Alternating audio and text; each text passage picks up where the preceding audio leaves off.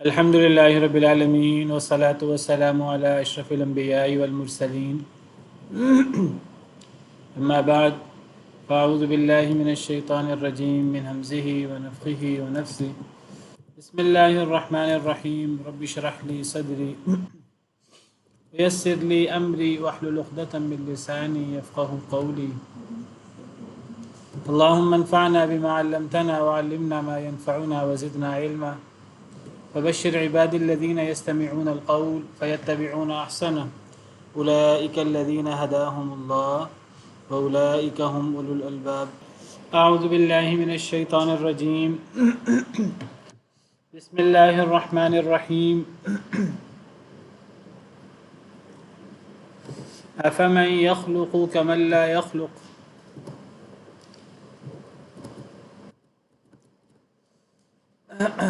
افمن یخلق کیا پس جو پیدا کرتا ہے کمن لا یخلق مانند اس کے ہو سکتا ہے جو پیدا نہ کرے افلا تذکرون کیا پس نہیں تم نصیحت پکڑتے۔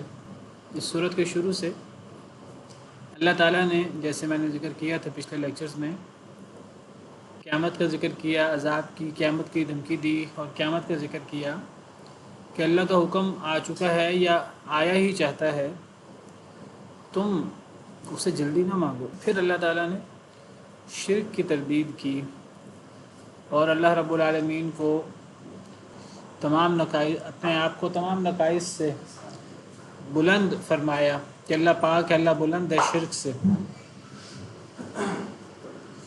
شروع کی 2-3 آیات میں بار بار شرک کی تردید کی، توحید کا اثبات فرمایا، اور پھر اللہ تعالیٰ اپنی بڑی بڑی قدرتیں، بڑی بڑی نشانیاں بیان فرما رہے ہیں اس کے بعد، جس میں اللہ نے مختلف مخلوقات کا ذکر فرمایا کہ کیسے اللہ نے بڑی بڑی مخلوقات کو پیدا فرمایا، انسان کی تخلیق کا ذکر فرمایا، زمین و آسمان کی تخلیق کا ذکر فرمایا، جانوروں کی تخلیق کا ذکر فرمایا، دیگر بڑے بڑے آسمان، زمین، اجرام فلکی، ان کی تخلیق اور ان میں جو اللہ کی کارگزاری ہے، اور اللہ نے جس طرح ان کو ہمارے لیے مسخر کیا ہے، اور جس طرح ہم ان تمام جانوروں سے، اللہ کی مخلوقات سے، جانوروں سے، آسمان و زمین، اجرام فلکی سے، سمندر سے، ستاروں سے ہم جو فوائد حاصل کرتے ہیں،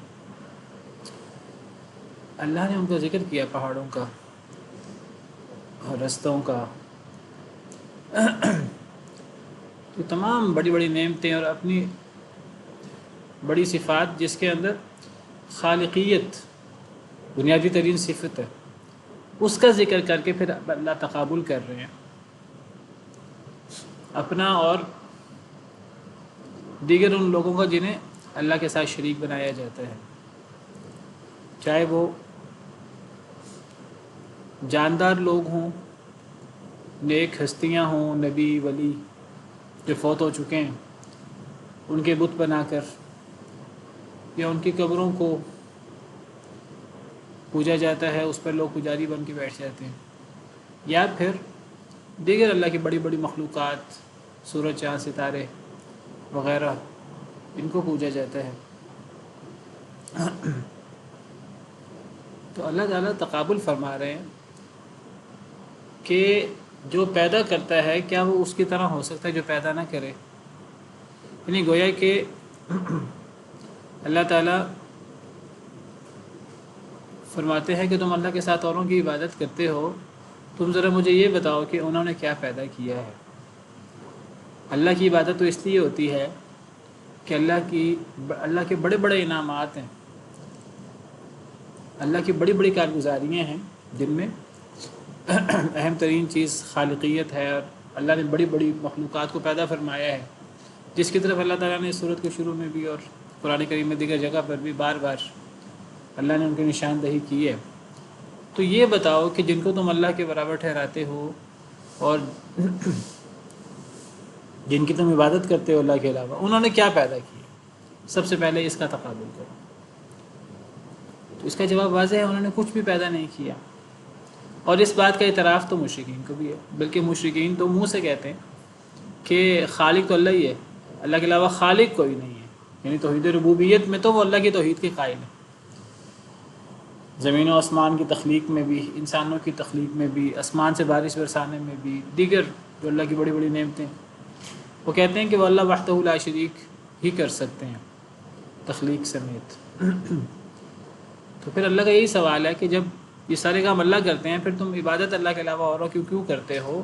تم اللہ کے علاوہ اوروں کی عبادت عقلاً تب کر سکتے ہو جب تخلیق سے بات شروع اگر کی جائے تو انہوں نے کس چیز کو پیدا کیا؟ تو کیا جو پیدا کرے، کیا پیدا کرے؟ آسمان، زمین، دیگر مخلوقات، بڑی بڑی جن کے پیچھے ذکر ہوا، اللہ تو ان سب کا خالق ہے۔ کیا جو پیدا کرتا ہے وہ ان کی طرح ہو سکتا ہے جو پیدا نہ کرے؟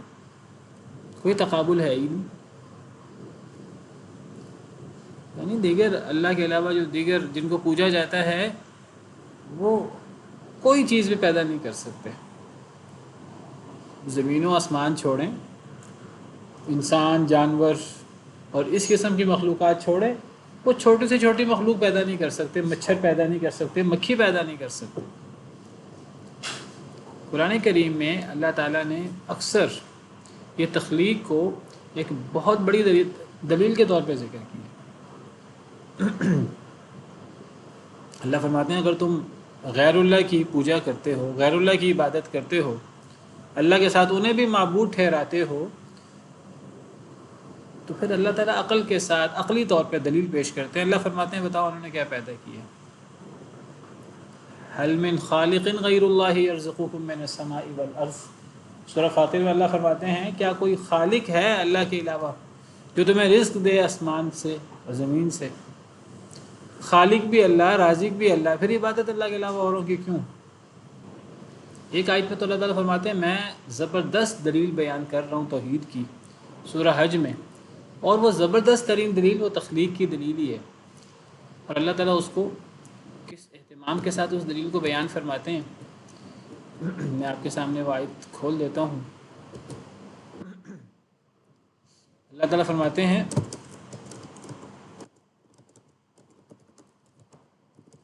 یا ایھا الناس ضرب مثل فاستمعوا له، سورہ حج آیت نمبر 73۔ اے لوگوں ایک مثال پیش کی جا رہی ہے، ذرا اسے غور سے سنو۔ اس آیت کی ابتدا، اس آیت کا شروع یہ بتا رہا ہے کہ بہت اہم قسم کی مثال پیش کی جا رہی ہے۔ اللہ مثال پیش کرتے ہیں، اللہ یہ نہیں کہتے کہ میں بڑی مثال پیش کر رہا ہوں، ذرا توجہ کرو۔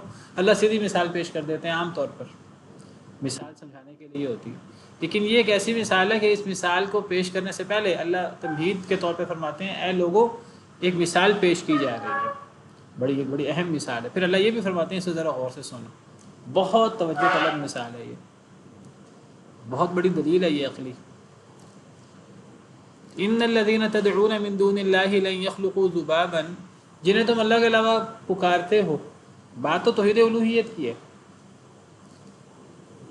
اور یہ بھی عجیب حوصلہ ہے جو لوگ توحید الوہیت میں، اللہ کے علاوہ اوروں کی عبادت میں اللہ کے ساتھ اوروں کو شریک کر دیتے ہیں، وہ کہتے ہیں پکارنا عبادت نہیں ہے، کسی سے مانگنا عبادت نہیں ہے، حالانکہ مانگنا تو سب سے پہلے آتا ہے عبادت میں۔ نبی صلی اللہ علیہ وسلم کی واضح حدیث ہے دعا هو العبادہ، بلکہ آپ نے قرآن کریم کی آیت پیش کر کے آپ نے فرمایا دعا عبادت ہوتی ہے۔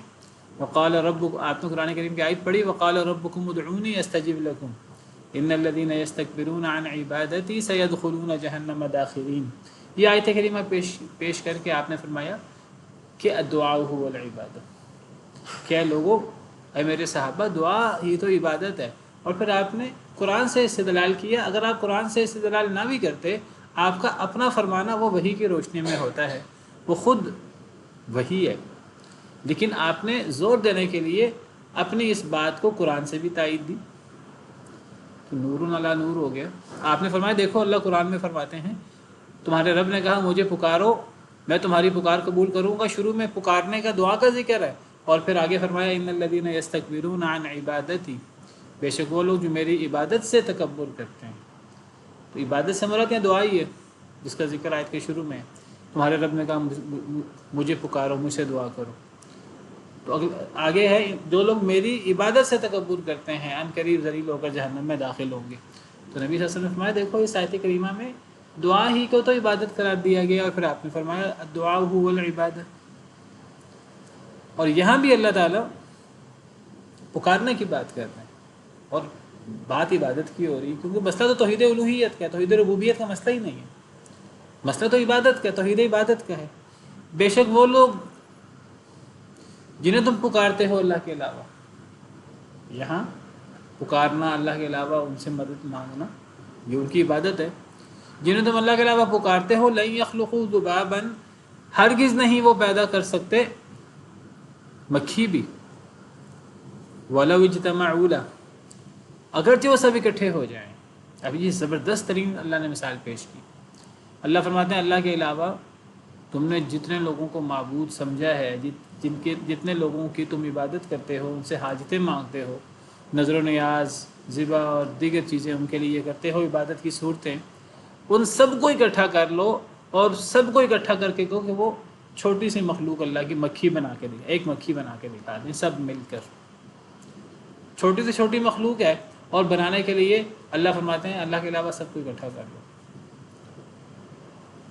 پھر اللہ فرماتے ہیں مکھی پیدا کرنا تو بہت دور کی بات ہے، وَإِن يَسْلُبْهُمُ الذُّبَابُ شَيْئًا، اگر لے جائے مکھی کوئی چیز، ان کے سامنے پڑی ہوئی چیزوں سے مکھی کوئی چیز لے جائے، کوئی ذرہ لے جائے، لا يستنقذوه من، مکھی سے یہ وہ اس کو چھین نہیں سکتے، اس کو بچا نہیں سکتے۔ یہ زبردست ترین مثال اللہ نے پیش کی، اور یہ بھی تخلیق کی دلیل ہے کہ یہ پیدا نہیں کر سکتے، جو پیدا نہیں کر سکتا وہ عبادت کے لائق کیسے ہو سکتا ہے۔ تو یہاں اللہ تعالیٰ یہی دلیل پیش کر رہا ہے۔ اللہ فرماتے ہیں افمن یخلق، کیا پس وہ جو پیدا کرے، یعنی کون؟ اللہ، جس سے اللہ مراد ہے۔ کمن لا یخلق، مانی تو اس کے ہو سکتا ہے جو پیدا نہ کرے، اس سے کون مراد ہے؟ دیگر دنیا جہاں کے سارے باطل معبود جن کی اللہ کے علاوہ عبادت کی جاتی ہے۔ تو کیا اللہ اور دیگر معبود برابر ہو سکتے ہیں؟ کیا بنیادی فرق ہے دونوں میں؟ یہ پیدا کرتا ہے، وہ پیدا نہیں کرتے۔ تو کیا پیدا کرنے والا اور پیدا نہ کرنے والے برابر ہو سکتے ہیں؟ پھر اللہ تعالیٰ کہتے ہیں عقل کو ہاتھ مارو، افلا تذکرون، کیا تم نصیحت نہیں پکڑتے، تمہیں سمجھ نہیں آتی؟ تھوڑا غور کرو، اپنی عقل کو استعمال کرو۔ وَإِن تَعُدُّوا نِعْمَةَ اللَّهِ لَا تُحْصُوهَا، پھر چونکہ اللہ تعالیٰ نے پیچھے ساری اپنی نعمتیں بیان کی ہیں، تو اللہ فرماتے ہیں وَإِن تَعُدُّوا، اگر تم شمار کرو نعمت اللہ، اللہ کی نعمت کو، لا تحصوها، تم اسے شمار نہیں کر سکتے۔ کہ تخلیق صرف یہ نعمت نہیں ہے اللہ کی، یہ تو بڑی نعمت ہے، اور اسی ایک نعمت میں، اسی میں ہی جو تخلیق نہیں کر سکتا وہ معبود نہیں ہو سکتا۔ اور پھر دیگر نعمتیں کو اکٹھا کرو، تم اگر اللہ کی نعمتوں کو شمار کرنا چاہو تم شمار نہیں کر سکتے، ساری نعمتیں اللہ نے کی ہیں۔ ان اللہ لغفور الرحیم، بے شک اللہ تعالیٰ البتہ بہت بخشنے والے، بہت رحم کرنے والے ہیں۔ اللہ بہت بخشنے والے، بہت رحم کرنے والے ہیں، کیا مطلب؟ یعنی اللہ بہت بخشنے والے، بہت رحم کرنے والے ہیں، اس کا پچھلے جملے سے کیا تعلق ہے؟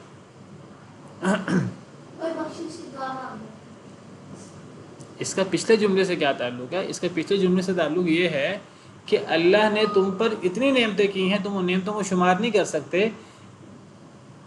جب تم ان نعمتوں کو شمار نہیں کر سکتے تو تمہیں احساس ہی نہیں ہوتا تم اللہ کی کتنی نعمتیں استعمال کر رہے ہو۔ جب تمہیں احساس ہی نہیں ہو رہا کہ تم اللہ کی نعمتیں کتنی استعمال کر رہے ہو، تو تم اللہ کی ان نعمتوں کا شکریہ بھی ادا نہیں کر سکتے۔ اور اللہ کی نعمتوں کا شکریہ ادا نہ کرنا یہ ایک بہت بڑا نقص ہے، ایک بہت بڑا یہ کمی ہے، کوتاہی ہے، کیونکہ اللہ کو ہماری نعمتیں، میں نے کئی دفعہ ذکر کیا، اللہ کو ہماری نعمتیں استعمال کرنے سے کچھ نہیں ہوتا، کوئی ناراضگی نہیں ہوتی۔ اللہ چاہتے ہیں اللہ کے بندے اللہ کی نعمتیں استعمال کریں، لیکن اللہ چاہتے ہیں میرے بندے میری نعمتیں استعمال کریں، میری نعمتوں کو یاد رکھیں اور پھر میرا شکریہ ادا کریں۔ جو شکریہ ادا کرتا ہے تو اللہ فرماتے ہیں میں مزید نعمتیں بھی دوں گا۔ وَإِذْ تَأَذَّنَ رَبُّكُمْ لَئِن شَكَرْتُمْ لَأَزِيدَنَّكُمْ، لیکن جو شکر ادا نہیں کرتا، پھر اللہ فرماتے ہیں کہ پھر میرا عذاب بڑا سخت ہے۔ وَلَئِن كَفَرْتُمْ إِنَّ عَذَابِي لَشَدِيدٌ، اگر تم نہ شکری کرو گے تو پھر میرا عذاب بڑا سخت ہے۔ تو پچھلے جملے میں اللہ فرما رہے ہیں کہ اللہ کی نعمتیں اتنی زیادہ ہیں، باقی مخلوقات کون سی نعمت کرتے ہیں تم پر؟ اللہ کی نعمتیں اتنی زیادہ ہیں تم شمار نہیں کر سکتے۔ اب تم سے اس نعمت کے جواب میں شکر کرنے میں جو کوتاہی اور تقصیر ہو رہی ہے، ہر ایک سے ہو رہی ہے۔ کافر تو شکر ادا کرتا ہی نہیں ہے، مسلمان شکر ادا کرتے ہیں، مسلمان مسلمانوں سے بھی کمی کوتاہی ہو جاتی ہے، وہ اتنا شکر ادا نہیں کر پاتے جتنا شکر ادا کرنا چاہیے. تو اللہ فرماتے ہیں اللہ بہت بخشنے والے، بہت رحم کرنے والے ہیں. اللہ کی بخشش بڑی وسیع ہے، اللہ کی رحمت بڑی وسیع ہے. اللہ تمہاری طرف سے کمی اور تقصیر کے باوجود تمہیں نعمتوں سے نوازتے جا رہے ہیں. اللہ مزید نعمتیں دیتے جا رہے ہیں. چلو مسلمان تو پھر کچھ شکر ادا کر لیتے ہیں اگرچہ ان میں بھی کمی ہے. کافر جو اللہ کا شکر ادا کرتے ہی نہیں، اللہ انہیں بھی نعمتیں دے رہے ہیں دنیا کی، انہیں ڈھیل دی ہوئی ہے اللہ نے. بے شک اللہ تعالیٰ بہت بخشنے والے، بہت رحم کرنے والے ہیں. اسی طرح پیچھے ذکر ہوا ہے شرک کا. شرک کے باوجود اللہ دنیا کی نعمتیں دیے ہوئے ہیں. شرک جو سب سے زیادہ اللہ کو چیز ناراض کرتی ہے، اس کے باوجود اللہ تعالیٰ نے مہلت دی ہوئی ہے. ورنہ یعنی یہ تو اتنا بڑا گناہ ہے شرک اور دیگر ان کی نافرمانیاں کہ مہلت ملنی نہیں چاہیے، لیکن اس کے باوجود اللہ نے اتنی مہلت دی ہوئی ہے.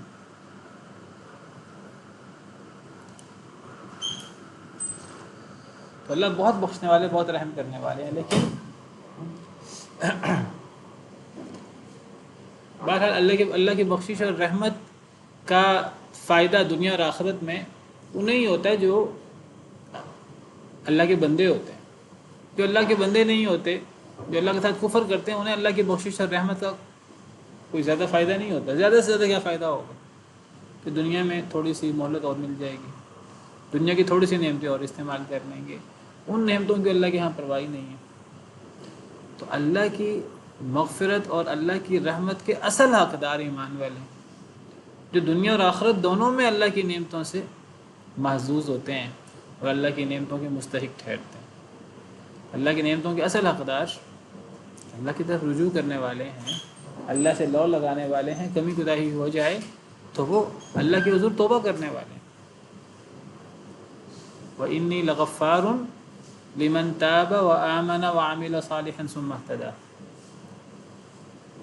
سورۃ طٰہٰ میں اللہ فرماتے ہیں کہ میں غفور تو ہوں، میں رحیم تو ہوں، لیکن کس کے لیے؟ وَإِنِّي لَغَفَّارٌ، اور بے شک میں البتہ بہت ہی بخشنے والا ہوں، لیکن کس کے لیے؟ لمن تاب وآمن وعمل صالحا ثم اهتدى، اس کے لیے جو رجوع کرے، جو ایمان لائے، جو نیک عمل کرے، پھر ہدایت یافتہ بھی ہو.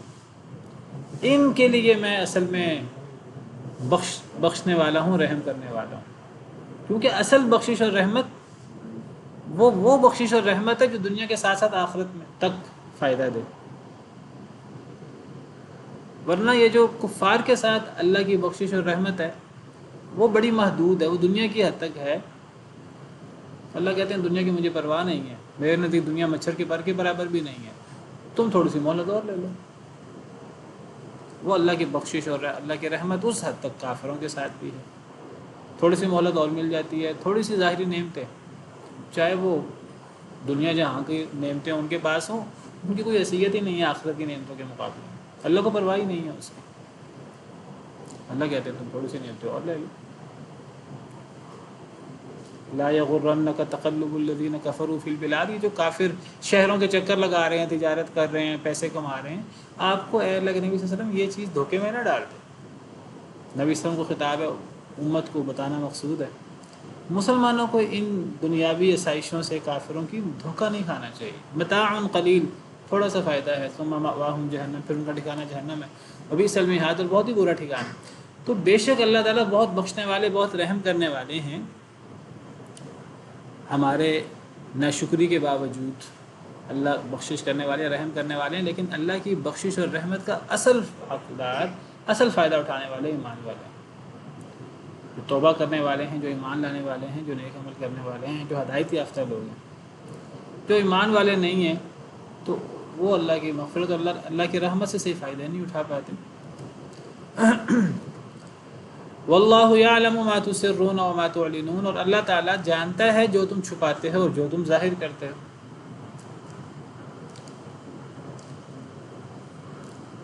جو اللہ تعالیٰ پیدا کر سکتا ہے ہر قسم کی مخلوق کو اور ہر قسم کی نعمتیں دے سکتا ہے، ہر قسم کی قدرت رکھتا ہے، تو وہ اللہ تعالیٰ ہمیں جانے گا نہیں، وہ ہماری جلوت اور خلوت سے واقف نہیں ہوگا، وہ اللہ تعالیٰ ہماری پوشیدہ اعمال سے بھی، ہمارے ظاہری اعمال سے بھی سب سے واقف ہے۔ واقف ہونے کا کیا مطلب ہے؟ واقف ہونے کا مطلب ہے اس کے مطابق جزا اور سزا ہوگی۔ صرف واقف ہونا، اس کے ساتھ اس کے نتائج ہیں، اس کے اثرات ہیں، یعنی اس کے مطابق پھر اگر تم نے اچھے اعمال کیے ہیں پوشیدہ اور علانیہ تو تمہیں اس کا دنیا آخرت میں اچھا بدلہ ملے گا، اگر تم نے برے اعمال کیے ہیں پوشیدہ یا علانیہ تو تمہیں اس کا برا بدلہ ملے گا، والعیاذ باللہ۔ والذین یدعون من دون اللہ لا یخلقون شیئا وهم یخلقون۔ پھر وہ شرک کا موضوع شروع ہو گیا۔ اصل میں وہی جاری ہے، توحید اور شرک کا۔ وہ لوگ جو پکارتے ہیں اللہ کے علاوہ، پھر یہاں پکارنے کی بات ہو رہی ہے۔ اصل میں پکارنا عبادت ہے۔ یہ بہت بڑا دھوکہ ہے شیطان کا، جو شیطان نے مشرکین کو دیا ہوا ہے۔ شیطان ان کو یہ بات دلاتا ہے کہ کسی سے مدد مانگ لینا، غیر اللہ سے مدد مانگ لینا، وہ مدد جو اللہ سے مانگی جاتی ہے، ما فوق الاسباب، شیطان ان کو وسوسہ ڈالتا ہے یہ تو عبادت ہے ہی نہیں۔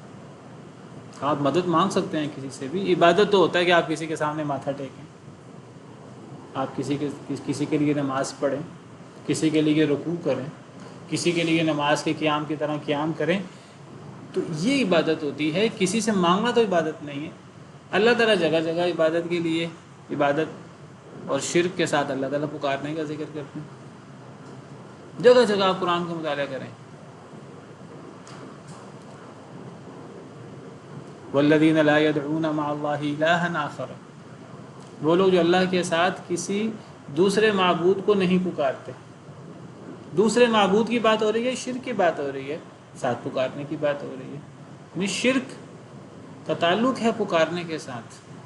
پکارنا عبادت ہے اس لیے، اور میں نے آپ کو نبی صلی اللہ علیہ وسلم کی حدیث بیان کی، قرآن کی آیتیں پیش کی کہ پکارنا تو بڑی عبادت میں ہے ویسے، اور یہاں یہ شبے کا شکار ہیں، شیطان کے وسوسے کے شکار ہیں، یہ کہتے ہیں پکارنا تو عبادت ہی نہیں ہوتی، کسی سے مدد مانگنا تو عبادت ہی نہیں ہوتی، پھر کیا؟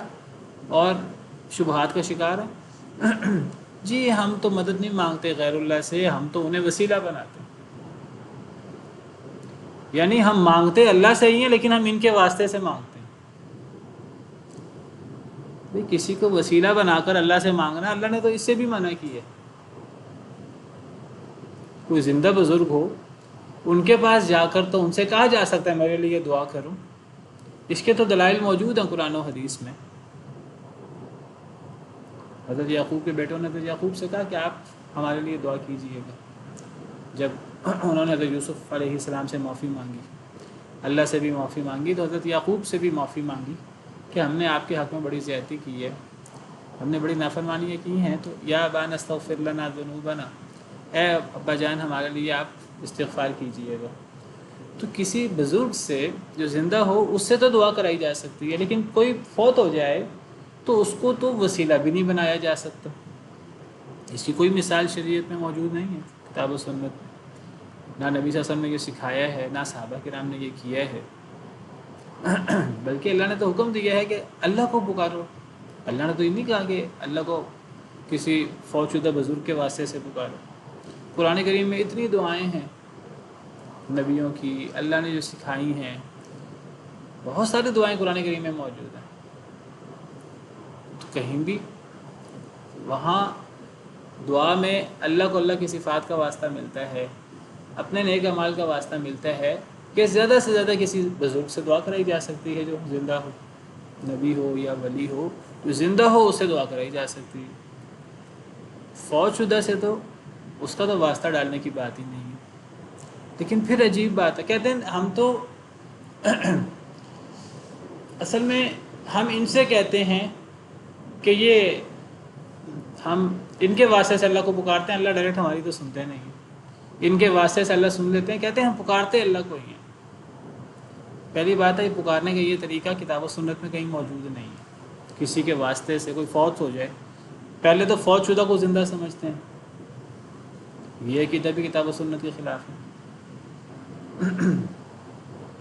یہ سمجھتے ہیں ہم جو کہہ رہے ہیں وہ قبر میں موجود نبی ولی سن رہے ہیں، حالانکہ اللہ تعالیٰ قرآن میں صراحت سے فرماتا ہے اِنَّكَ لَا تُسْمِعُ الْمَوْتَى، کہ مردہ لوگوں کو اے نبی آپ بھی نہیں سنا سکتے۔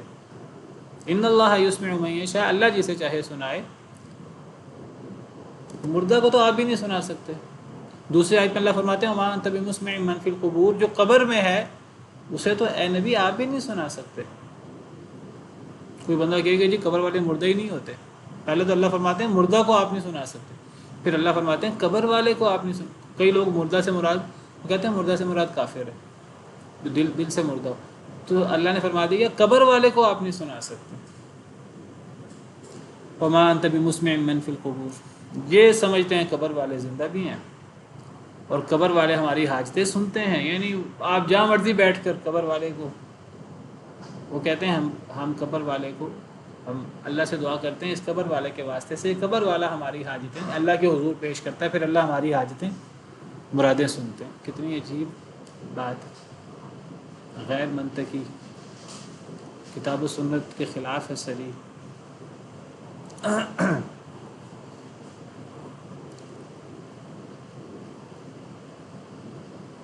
ہر زبان میں قبر والے کو پکارتے ہیں، ان کا خیال ہے کہ قبر والا بھی اللہ کی طرح ہر زبان سمجھتا ہے، ان کا خیال ہے قبر والا بھی اللہ کی طرح بیک وقت بہت سارے لوگوں کی سن لیتا ہے، یہ تو اللہ کی صفات ہیں ساری۔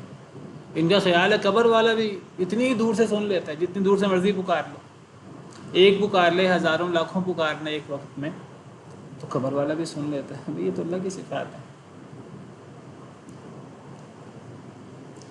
پھر اپنا گھر بیٹھ کے پکارتے ہیں، پھر کئی دفعہ کہتے ہیں ہم تو قبر پہ جا کے پکارتے ہیں، بھئی قبر کے پاس جا کر پکارو، قبر کے پاس جا کر پکارنے سے قبر والا جو منو مٹی کے نیچے دفن ہے وہ کیسے سنے گا؟ آپ سے قریب جا کر بھی اسے چیخ کر بھی پکاریں، کیا وہ جب زندہ تھا تو زندہ ہوتے ہوئے وہ سن سکتا تھا منو مٹی کے نیچے، تو اب فوت ہونے کے بعد وہ کیسے یہ سب سنے گا؟ تو بالکل ایسی باتیں ہیں جو عقل و منطق سے، کتاب و سنت سے خلاف ہیں۔ اچھا پھر اور بات کہتے ہیں جی ہم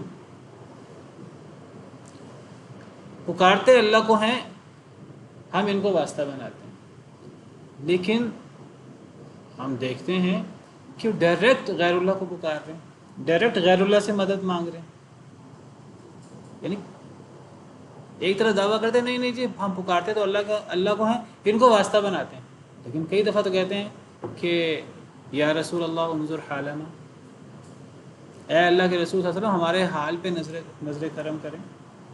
پھر نبی صلی اللہ علیہ وسلم سے ڈائریکٹ مدد مانگتے ہیں، یا رسول اللہ مدد۔ یہ اب اللہ سے کہاں مدد مانگی جا رہی ہے، یہ کہاں واسطہ بنایا جا رہا ہے، یا علی مدد۔ یعنی ایسے شیطان نے ورغلایا ہوا ہے اور ایسے شبہات میں مبتلا کیا ہوا ہے، اللہ معاف کر۔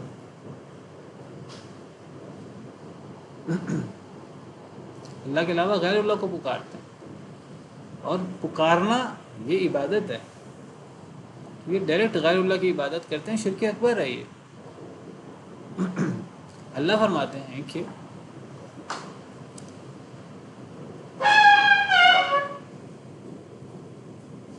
تم غیر اللہ کو پکارو گے تو یہ ان کی عبادت ہے، اللہ کے علاوہ کسی کو نہ پکارو۔ اور اللہ فرماتے ہیں جو اللہ کے علاوہ کسی کو پکارے وَمَن يَدْعُ مَعَ اللَّهِ إِلَٰهًا آخَرَ لَا بُرْهَانَ لَهُ بِهِ فَإِنَّمَا حِسَابُهُ عِندَ رَبِّهِ، جو اللہ کے علاوہ کسی کو پکارے جس کی اس کے پاس کوئی دلیل نہیں ہے تو اس کا حساب اللہ پر ہے۔ إِنَّهُ لَا يُفْلِحُ الْكَافِرُونَ، ایسے کافر کبھی کامیاب نہیں ہو سکتے، اللہ ان کو کافر قرار دیتے ہیں۔ نبی صلی اللہ علیہ وسلم کو اللہ فرماتے ہیں فَلَا تَدْعُوا مَعَ اللَّهِ إِلَٰهًا آخَرَ فَتَكُونَ مِنَ الْمُعَذَّبِينَ، اے نبی صلی اللہ علیہ وسلم آپ نے بھی اللہ کے علاوہ کسی دوسرے معبود کو نہیں پکارنا، اگر آپ نے ایسا کیا تو آپ کو عذاب ہوگا، والعیاذ باللہ۔ اتنے دلائل ہیں، لیکن اتنے دلائل کو چھوڑ کر وہ شبہات میں مبتلا ہوتے ہیں۔ تو قرآن کریم تو اسی چیز کی تردید کر رہا ہے جگہ جگہ۔ وہ لوگ جو اللہ کے علاوہ پکارتے ہیں یعنی غیر اللہ کو، لا یخلقون شیئا، وہ کچھ بھی پیدا نہیں کرتے، پیدا تو اللہ کرتا ہے، وہم یخلقون، وہ تو پیدا کیے گئے ہیں۔ یہاں اللہ نے ایک اور بات مزید کر دی کہ جو غیر اللہ ہے ایک تو وہ پیدا کچھ نہیں کرتا، دوسری بات ہے کہ وہ خود مخلوق ہے، جو مخلوق ہے وہ بالاولیٰ معبود نہیں ہو سکتا۔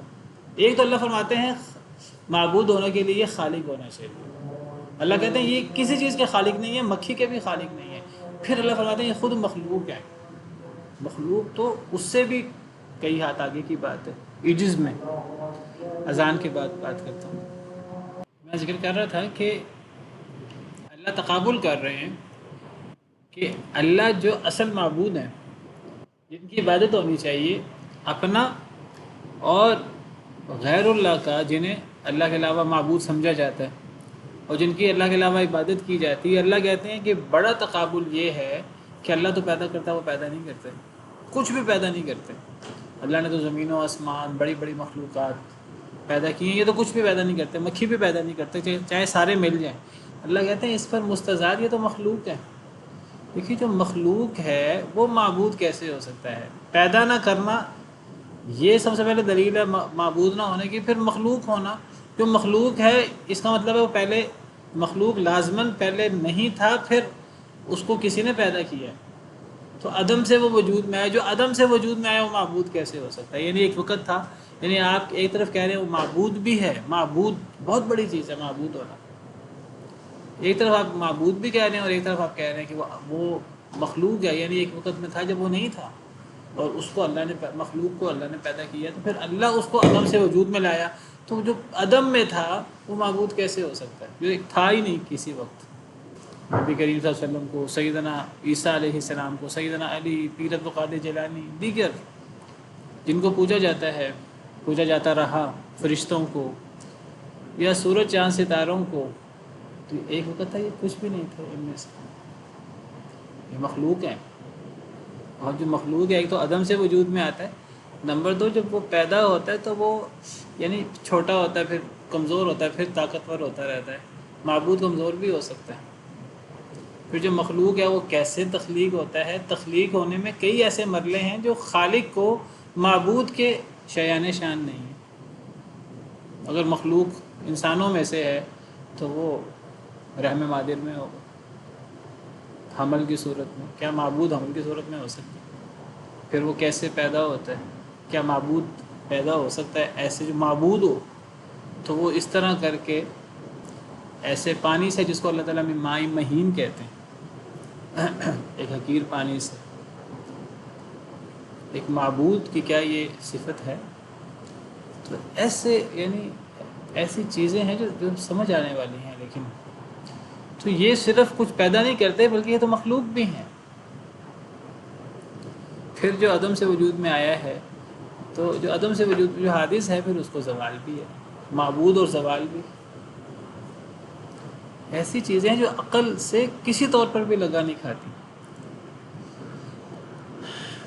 اچھا ایک سوال ہے، میں نے پیچھے بات کی تھی کہ اللہ کے علاوہ غیر اللہ کو پکارتے ہیں، کہتے ہیں نہیں ہم تو اللہ کو ہی پکارتے ہیں، ہم تو ان کو واسطہ بناتے ہیں۔ تو کسی نے سوال کیا ہے کہ یا کہہ کر پکارنا، یا رسول اللہ، تو دیکھیے یا کہہ کر پکارنا، اگر اس کے پیچھے، اصل میں ہر عمل کے پیچھے نیت ہوتی ہے، اگر اس کے پیچھے نیت یہ ہے جس طرح ہم اللہ کو کہتے ہیں یا اللہ، دعاؤں میں اللہ کو پکارتے ہیں، جب ہم ربنا کہتے ہیں یا ربی کہتے ہیں، اصل میں یا ربنا یا ربی ہوتا ہے، یا محذوف ہوتی ہے۔ اللہم ہم کہتے ہیں، اللہم کا مطلب ہے یا اللہ، اے اللہ۔ تو اگر جس طرح ہم یا اللہ کہتے ہیں، ربنا کہتے ہیں یا ربی کہتے ہیں یا اللہم کہتے ہیں، اگر یا رسول اللہ ہم اس معنی میں کہہ رہے ہیں اور ہم سمجھتے ہیں کہ جس طرح ہم اللہ کو پکارتے ہیں مدد کے لیے، اور اللہ ہم سب کی باتیں سنتے ہیں، اور اللہ دور قریب اللہ کو کوئی فرق نہیں پڑتا، ہم آہستہ بلائیں اونچی پکاریں اللہ کو کوئی فرق نہیں پڑتا، ہم جس زبان میں بھی مرضی پکاریں اللہ کو فرق نہیں پڑتا، ہم اکیلا کوئی بولے یا 10 کروڑ 10 کھرب لوگ بولیں اللہ کو کوئی فرق نہیں پڑتا۔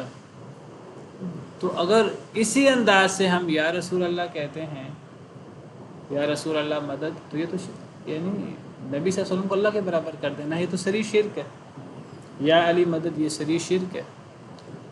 ہاں اگر ہم اس نیت سے یا رسول اللہ نہیں کہتے، بعض دفعہ ہم یا کہہ کر، یہ عربی کا لفظ ہے یا، کسی کو پکارنے کے لیے، بعض دفعہ ہم کسی ایسے شخص کو جو فوت ہو گیا ہو یا کسی ایسی چیز کو جو زندہ نہ ہو، جو جمادات میں سے ہے، ہم اسے یا کہہ کر مخاطب کر لیتے ہیں۔ ہمارے زبان کے مختلف انداز ہیں، اے پاک زمیں، اے پاک زمیں۔ تو یہ ہم جب اے پاک زمیں کہتے ہیں تو ہم یہ نہیں سمجھتے کہ زمین زندہ بھی ہے۔ ہم بعض دفعہ اگر ہمارے بزرگ فوت ہو جائیں، ماں باپ وغیرہ، تو ہم بعض دفعہ انہیں یاد کرتے ہوئے ہم کئی دفعہ اپنے خواب و خیالوں میں ان سے بات بھی کر رہے ہوتے ہیں، اے ابا جان آپ ہم جب زندہ ہوتے تھے تو آپ یہ کرتے تھے، یہ کرتے تھے، یہ کرتے تھے۔ اب جب ہم یہ سوچ، بعض دفعہ ہم ایسی سوچیں الفاظ میں بھی لے آتے ہیں، تو یہ جب ہم اے ابا جان یا بزرگوں کو اے کہہ کر پکارتے ہیں، اب اس اے کہہ کر پکارنے میں ہم ان کو زندہ نہیں سمجھ رہے۔ تو اسی طرح اگر نبی کریم صلی اللہ علیہ وسلم کے بارے میں تصور کرتے کرتے کسی کو آپ سے، ہر مسلمان کو نبی صلی اللہ علیہ وسلم سے محبت ہوتی ہے، آپ سے محبت کے بغیر کوئی مومن ہی نہیں ہو سکتا، تو کوئی بندہ آپ کو یاد کرتے کرتے وہ آپ سے باتیں بھی کرنا شروع ہو جائے تصور میں، اس کی نیت یہ نہ ہو کہ وہ نبی صلی اللہ علیہ وسلم کو پکار رہا ہے اللہ کی طرح، تو اس نیت کے ساتھ یا رسول اللہ کہا بھی جا سکتا ہے، کوئی ایسا مسئلہ نہیں ہے۔ مسئلہ تب ہے جب اسی طرح سے پکارا جائے نبی صلی اللہ علیہ وسلم کو دیگر مخلوقات کو جیسے اللہ کو پکارا جاتا ہے، اگر اس انداز سے پکارا جائے، اس انداز سے مدد مانگی جائے۔ تو ایک سوال ہے کہ ہم نماز میں بھی ایھا النبی کہتے ہیں، السلام علیک ایھا النبی، سلامتی ہو آپ پر اے نبی، تو اس کا جواب وہی ہے جو میں نے بیان کر دی ہے آپ کے سامنے۔ جب ہم نماز میں السلام علیک ایھا النبی کہتے ہیں، اگر ہماری نیت یہ ہے کہ آپ پہ سلامتی ہو اے نبی، اور ہم سمجھ رہے ہیں کہ السلام علیک ایھا النبی کا مطلب ہے آپ پر سلامتی ہو، ایھا یا کے معنی میں ہوتا ہے اے نبی۔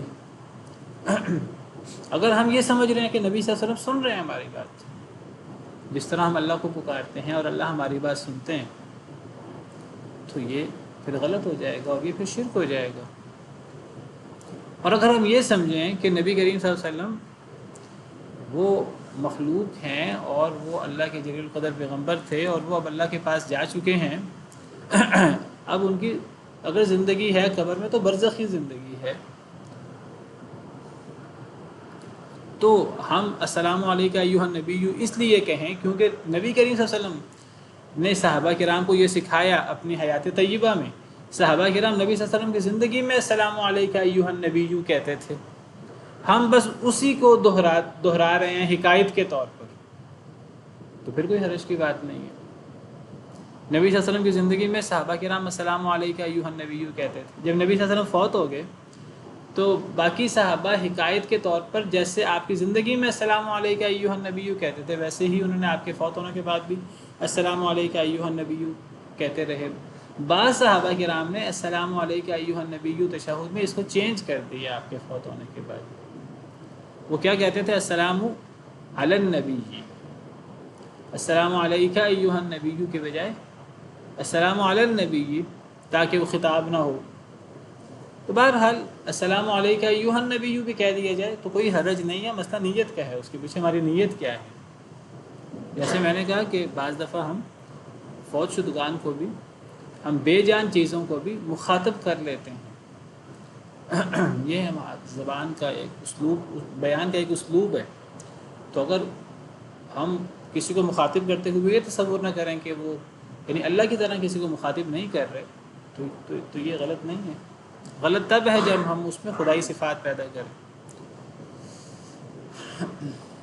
تو بہرحال اللہ کے علاوہ کسی کو پکارنا عبادت کے لیے اور مدد مانگنے کے لیے، تو یہ شرک اکبر ہے، اللہ کے علاوہ کسی کو پکارنا۔ میں نے تھوڑی سی بات اس لیے لمبی کر دی کہ تمہارا موضوع بھی یہ ہے۔ آج ہی میں ایک پوسٹ پڑھ رہا تھا مفتی منیب صاحب کی، معروف عالم ہیں بریلوی حضرات کے، تو ان کے بارے میں لگتا یہ تھا کہ یعنی وہ کچھ معتدل ہیں، لیکن اس پوسٹ کے اندر انہوں نے کوئی آج کل کے جو سیلاب ہیں اس حوالے سے ان کی کوئی پوسٹ تھی، تو اس میں انہوں نے اسی طرح ہی نبی صلی اللہ علیہ وسلم کو پکارا ہوا ہے، اور نبی صلی اللہ علیہ وسلم سے ویسے کہہ رہے ہیں کہ ہم نبی صلی اللہ علیہ وسلم کے واسطے سے اللہ کو پکار رہے ہیں، ہم نبی صلی اللہ علیہ وسلم کو واسطہ بنا رہے ہیں، لیکن ڈائریکٹ نبی صلی اللہ علیہ وسلم سے مدد مانگتے ہیں، یا رسول اللہ انظر حالنا، اے اللہ کے رسول ہماری مدد کریں۔ وہ پوسٹ مجھے مل نہیں رہی اس وقت، تو میں آپ کو پڑھ کر سناتا ہوں۔ تو یہ شرک اکبر ہے اگر یہ سمجھا جائے کہ ہم نبی صلی اللہ علیہ وسلم سے ایسے مدد مانگیں جیسے اللہ سے مدد مانگتے ہیں۔ یہ تو وہی چیز ہے جو مشرکین مکہ کرتے تھے۔ مشرکین مکہ بت بنا لیتے تھے فوت شدہ بزرگوں کے، اور وہ ان سے حاجتیں منتیں مرادیں مانگتے تھے۔ یہی کام ہمارے مسلمان وہ کرتے ہیں، وہ ان کی قبروں میں جا کر یہ کام کر لیتے ہیں۔ اللہ فرماتے ہیں وہ لوگ جو پکارتے ہیں اللہ کے علاوہ، جنہیں یہ پکارتے ہیں اللہ کے علاوہ، لا یخلقون شیئا، ایک تو وہ کچھ پیدا نہیں کرتے جو غیر اللہ معبود ہیں، وہم یخلقون، اور وہ پیدا کیے گئے ہیں، مخلوق ہیں، اموات غیر احیاء، یہ آیت بہت اہم ہے، بڑے غور طلب۔ اللہ فرماتے ہیں جنہیں اللہ کے علاوہ پکارا جاتا ہے یہ مردہ ہیں، زندہ نہیں ہیں، مردہ ہیں، زندہ نہیں ہیں۔ وما یشعرون ایان یبعثون، اور یہ تو یہ شعور بھی نہیں رکھتے کہ انہیں کب اٹھایا جائے گا۔ اموات غیر احیاء، وہ مردہ ہیں، زندہ نہیں ہیں۔ اچھا، جب بھی یہ جو لوگ اللہ کے علاوہ غیر اللہ کو پکارتے ہیں، قبر والوں کو، ان سے کہا جائے کہ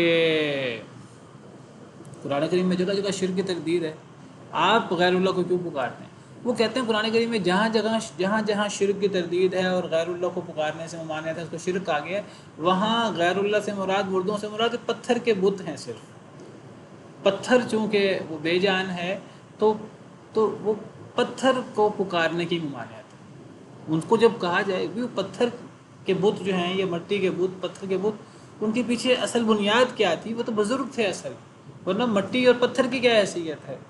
اگر مٹی اور پتھر ہی مقدس ہیں، مشرکین مکہ کے ہاں مقدس تھے، تو وہ پہاڑوں کی عبادت کرتے، وہ صحراؤں میں جہاں بہت زیادہ مٹی کے ڈھیر لگے ہوتے ہیں ان کی عبادت کرتے، وہ پہاڑوں اور مٹی کی عبادت نہیں کرتے تھے، وہ اس مٹی اور پتھر سے وہ جو مخصوص سیدنا ابراہیم کا بت بناتے تھے، سیدنا اسماعیل کا بت بناتے تھے، نیک لوگوں کے بت بناتے تھے، وہ اس کے پیچھے وہ شخصیات ہوتی تھی، انہیں صرف مٹی اور پتھر۔ یہ کہتے ہیں نہیں، اصل میں قرآن کریم میں جہاں جہاں وہ غیر اللہ کی کو پکارنے کی ممانعت ہے، وہاں اصل میں پتھر اور مٹی بے جان چیزیں مراد ہیں۔ وہ کہتے ہیں کہ یہ جو نیک لوگ ہیں، ان نیک لوگوں کو تو غیر اللہ معبود کہا ہی نہیں جا سکتا۔ تو یہ آج ذرا غور سے سنیں، اللہ فرماتے ہیں کہ یہ مردہ ہیں، زندہ نہیں ہیں، یہ مردہ ہیں جن کو اللہ کے علاوہ پکارا جاتا ہے۔ اللہ کے علاوہ جو پکارا جاتا تھا وہ پتھر کے یا مٹی کے بت تھے۔ اصل میں بت کیا ہے؟ ان کے پیچھے اصل میں شخصیات تھیں، وہ مردہ ہیں، زندہ نہیں ہیں۔ اگر اس سے مراد صرف پتھر یا مٹی لی جائے، شخصیات مراد نہ لی جائیں، تو وہ ما یشعرون ایان یبعثون کا مطلب کیا بنتا ہے؟ انہیں یہ بھی شعور نہیں ہے کہ کب انہیں اٹھایا جائے گا۔ کیا مٹی اور پتھر کو ان میں کسی وقت بھی شعور ہوتا ہے؟ مٹی اور پتھر میں تو کبھی بھی شعور نہیں تھا۔ اللہ فرماتے ہیں یہ جو بزرگ ہیں جن کے تم نے بت بنا لی، مشرکین نے بت بنا لیے، ہمارے ہاں لوگ کیا کرتے ہیں؟ قبروں میں جا کر ان کی قبروں کو پوجنا شروع کر دیتے ہیں، قبروں میں جا کے دعائیں کرنا شروع کر دیتے ہیں۔ جب وہ زندہ تھے تب تو شعور رکھتے تھے وہ، اور انہیں پتہ تھا دنیا میں کیا ہو رہا ہے دنیاوی اعتبار سے۔ جب وہ فوت ہو گئے، اللہ فرماتے ہیں کہ اب تم ان فوت شدہ بزرگوں کی عبادت کر رہے ہو بت بنا کر۔ ان بزرگوں کو تو یہ بھی نہیں پتہ کہ یہ زندہ کب ہوں گے، قیامت کب آئے گی اور یہ زندہ کب ہوں گے، انہیں اتنا نہیں پتہ کہ تمہاری مدد کیسے کر سکتے ہیں۔ تو یہاں سے مراد وہ بزرگ مراد ہے جو پہلے زندہ تھے پھر فوت ہو گئے، ورنہ پتھروں اور مٹی کے لیے تو یہ بات نہیں کی جا سکتی۔ وما یشعرون ایان یبعثون، انہیں تو یہ بھی شعور نہیں ہے کہ کب وہ اٹھائے جائیں گے۔ اور اس سے ایک بات اور بھی پتہ لگی، جو فوت ہو جاتا ہے ایک مرتبہ، وہ پھر دوبارہ دنیا میں لوٹ کر نہیں آتا، وہ دوبارہ زندہ ہوگا، وہ دوبارہ زندہ ہو کر کب زندہ ہوگا؟ بعث بعد الموت کے دن زندہ ہوگا، اور بعث بعد الموت کے دن جب وہ زندہ ہوگا تو پھر وہ یعنی وہ میدان محشر میں زندہ ہوگا، دنیا میں دوبارہ انسان نہیں آتا۔ ہمارے ہاں عقیدے بنائے ہوئے ہیں جی، روحیں لوٹ آتی ہیں جمعرات کے دن، فلاں دن، ان روحوں کے لیے اب یہ پکاؤ اور یہ پکاؤ اور یہ انتظام کرو. عجیب و غریب ہمارے ہاں خرافات، بدعات، شرکیات موجود.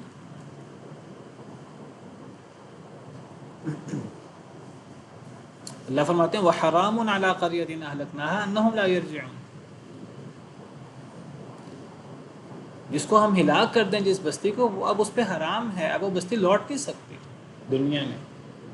پھر ہمارے ہاں عجیب بات ہے، وہ کہتے ہیں نبی صلی اللہ علیہ وسلم دیگر بزرگ جو فوت ہو گئے ہیں وہ قبروں میں زندہ ہیں اور دنیاوی زندگی کی طرح زندہ ہیں. یہ جو فوت ہو جاتا ہے دنیاوی زندگی اس کی ختم ہو جاتی ہے، اب وہ قبر میں ہے، قبر میں آپ کے زندہ ہیں، نبی زندہ ہیں، شہید زندہ ہیں. قرآن و سنت کی بعض نصوص سے پتہ لگتا ہے وہ برزخی زندگی مراد ہے، وہ دنیاوی زندگی مراد نہیں ہے.